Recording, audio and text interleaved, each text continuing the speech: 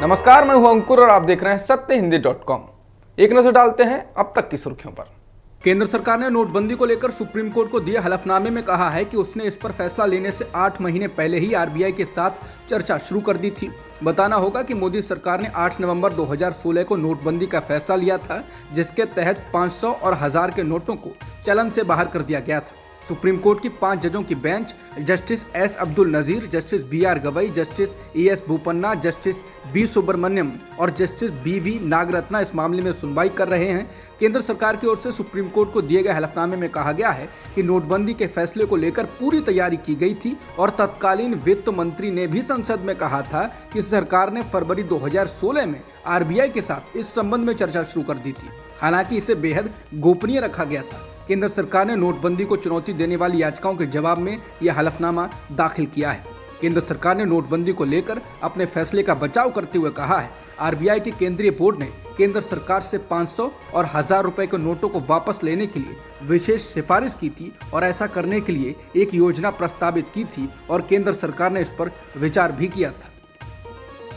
भारत जोड़ो यात्रा पर महाराष्ट्र में चल रहे राहुल गांधी ने आज प्रेस कॉन्फ्रेंस की। इस दौरान उन्होंने पत्रकारों के सवालों का जवाब देते हुए कहा कि भारत में पिछले 8 साल से डर का माहौल, नफरत और हिंसा फैलाई जा रही है। बीजेपी के नेता शायद हिंदुस्तान के किसान और युवाओं से बात नहीं करते। अगर बात करते तो पता चलता कि युवा और किसानों के सामने रास्ता नहीं है, उनको रास्ता भी दिखाई नहीं दे रहा है। तो इस माहौल के खिलाफ खड़े होने के लिए हमने भारत जोड़ो यात्रा शुरू की है। अगर लोगों को नहीं लगता कि इसकी जरूरत नहीं है तो लाखों लोग बाहर नहीं निकलते। राहुल ने इस दौरान कहा कि बीजेपी का मीडिया से लेकर बाकी संस्थाओं पर कंट्रोल है, न्यायपालिका पर वो दबाव डालते हैं, इसलिए ये लड़ाई 2 पार्टियों के बीच की नहीं है।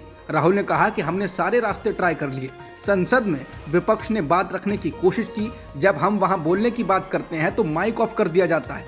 यात्रा इसलिए चालू की है क्योंकि हमारे और विपक्ष के पास कोई रास्ता नहीं बचा था। राहुल गांधी ने इसके साथ ही कहा कि उनकी यात्रा बीजेपी की हिंसा और नफरत के खिलाफ दूसरा विकल्प देने में सफल हो गई है।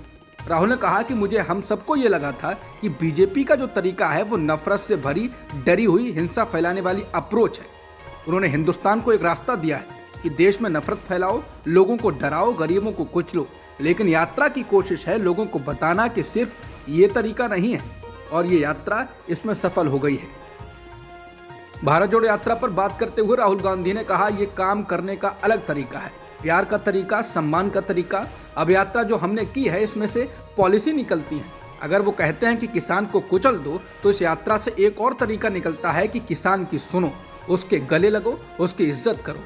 इसके साथ ही राहुल ने सबसे महत्वपूर्ण बात की कि अब कांग्रेस के सब लोगों को लग रहा है चलने में फायदा है, राजनीतिक फायदा है, लोगों से बातचीत होती है, लोगों का प्यार मिलता है। फिर उन्होंने हल्के अंदाज में कहा कि वजन भी कम हो जाता है। बता दें, इससे पहले राहुल गांधी का एक वीडियो आया था जिसमें वो बता रहे थे कि जब मैं अभी यात्रा के बीच में घर गया तो मुझे लगा कि मुझे अब वापस कंटेनर में चलना चाहिए। विश्लेषक इसमें राहुल गांधी के बदले हुए स्वरूप को देखते हैं।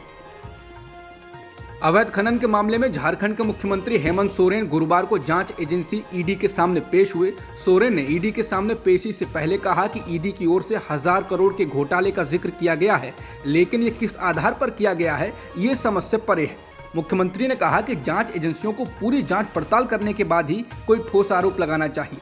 सोरेन ने कहा कि जिस तरह समन की कार्रवाई चल रही है उससे ऐसा लगता है कि जैसे वो देश छोड़कर भागने वाले हों। उन्होंने कहा कि ऐसी कार्रवाई से राज्य में संशय की स्थिति पैदा होती है। उन्होंने बीजेपी पर हमला बोला और कहा कि उनके खिलाफ की जा रही साजिशें कभी सफल नहीं होंगी। ईडी के सामने हेमंत सोरेन की पेशी को देखते हुए राज्य में सरकार चला रहे यूपीए गठबंधन में शामिल राजनीतिक दलों के नेताओं ने लगातार कई बैठकें की हैं, जबकि झारखंड मुक्ति मोर्चा ने अलग से भी बैठक की है। झारखंड के मुख्यमंत्री हेमंत सोरेन ने ईडी के सामने पेशी से पहले अपने आवास पर प्रेस कॉन्फ्रेंस कर राज्यपाल, बीजेपी और केंद्रीय एजेंसियों पर निशाना साधा और कई आरोप लगाए। उन्होंने कहा कि ईडी ने 1000 करोड़ रुपए के अवैध खनन की बात कही, लेकिन सोचने की बात है कि साहिबगंज जिले में 1000 करोड़ के घोटाले के लिए कितने करोड़ रुपए का खनन करना होगा। सोरेन ने कहा, क्या इतने छोटे जिले में इतना बड़ा घोटाला किया जा सकता है? इसके अलावा सोरेन ने झारखंड के राज्यपाल पर आरोप लगाते हुए कहा कि मेरी सरकार गिराने का षड्यंत्र किया जा रहा है। चुनाव आयोग ने महीनों पहले राज्यपाल को अपना मंतव्य भेजा है, लेकिन राज्यपाल ने उस लिफाफे को नहीं खोला। लगता है कि वो भी किसी वक्त का इंतजार कर रहे हैं।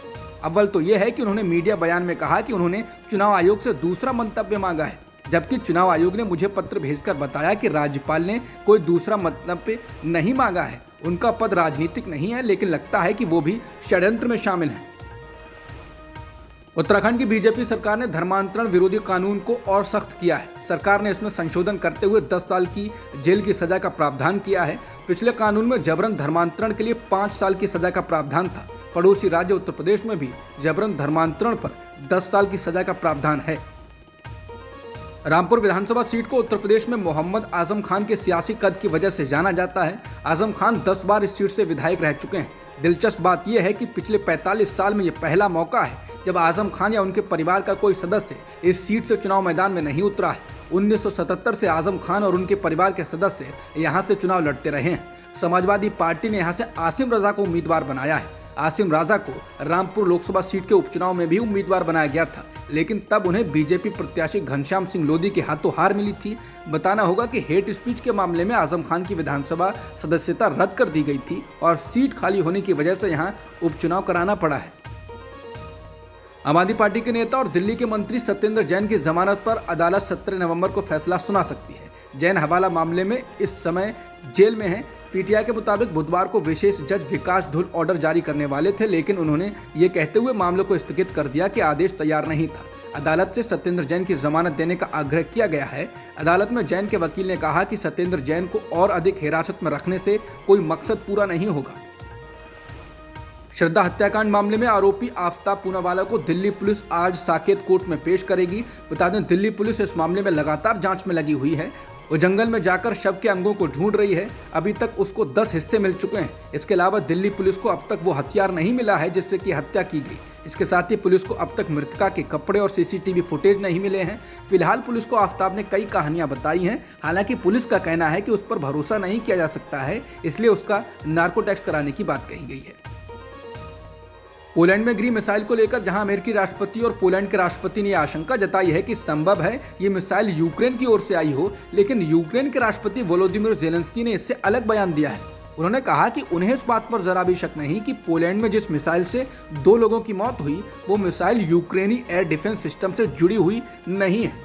बता दें, रूस ने भी इस मामले में किसी भी तरह की जिम्मेदारी लेने से इनकार कर दिया है। इसके बाद अमेरिका और पोलैंड की ओर से कहा गया था कि यह संभव है ये मिसाइल रूस से ना आई हो और यूक्रेन की ओर से आई हो।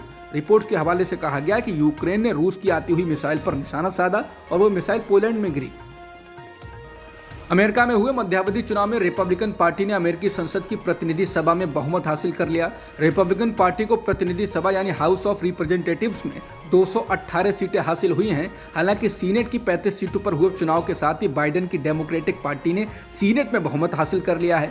बता दें, माना जा रहा था कि रिपब्लिकन्स को हाउस और सीनेट दोनों में भारी बढ़त मिलेगी, लेकिन ऐसा हुआ नहीं। ऐसा कई दशकों में हुआ है जब मौजूदा राष्ट्रपति की पार्टी ने विपक्ष में रही पार्टी को ऐसी टक्कर दी, क्योंकि दशकों से होता रहा है कि सत्ता में जिस पार्टी का राष्ट्रपति होता है 2 साल में होने वाले मध्यावधि चुनाव में उसको करारी हार मिलती है। लेकिन इस बार बाइडेन ने इस पर विराम लगाया है। हालांकि प्रतिनिधि सभा में रिपब्लिकन पार्टी का बहुमत होने की वजह से बाइडेन प्रशासन के लिए अपने कानूनों को पास करवाना एक चुनौती होगा। अब तक की खबरों में इतना ही। बाकी खबरों के लिए बने रहिए सत्यहिंदी.com के साथ।